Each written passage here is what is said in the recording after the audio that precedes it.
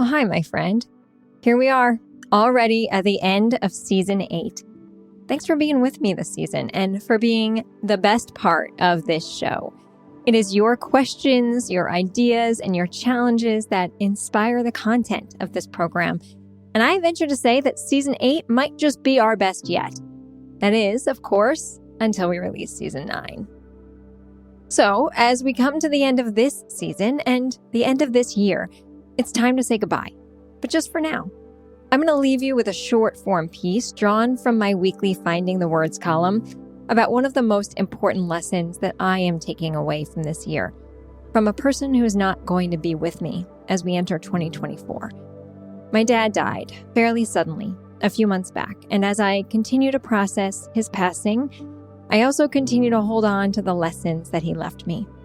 So I hope you enjoy today's post, Life Lessons, and I hope it inspires something in you too. With my love, and thanks for listening.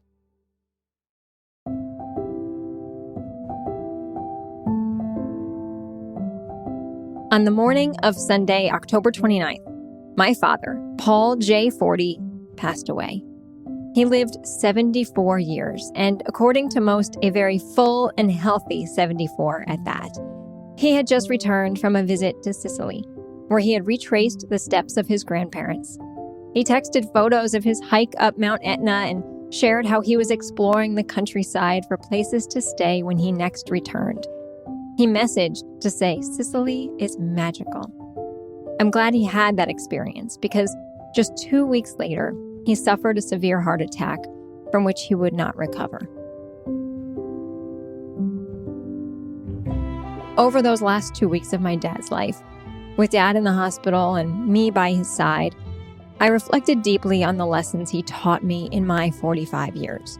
The many lessons he taught with intention and the lessons he taught by accident too. In recent years, I had come to believe that there was not much more I could learn from Dad. We didn't always see eye to eye, and I sometimes struggled to see him as a role model. I thought I knew better, and how wrong I was. Because over those last 2 weeks of his life, I discovered that Dad still had many lessons he wanted to teach me and that I needed to learn from him. While I'll save most of those lessons for sharing with my family, there is one lesson that I wanted to share with you. There are people in our lives who, for one reason or another, we believe we can't learn from. Maybe we think we're smarter, we're kinder, we're more in touch or in tune with a situation, or we're just plain right and somehow they are not. It is in these moments that an opportunity for communication and deeper connection exists.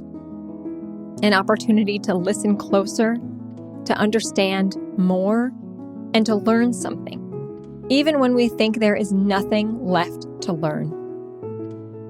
Dad left before I was ready, and I won't have more chances to learn from him. But I do know this. Every day we have a choice to learn from the people around us or to assume we know better. Choose to learn. Choose to listen. Choose to be there. And maybe choose to start today.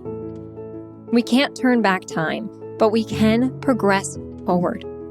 So if there's a person you believe you're done learning from, I invite you to reach out to them today. Tell them you were thinking about them.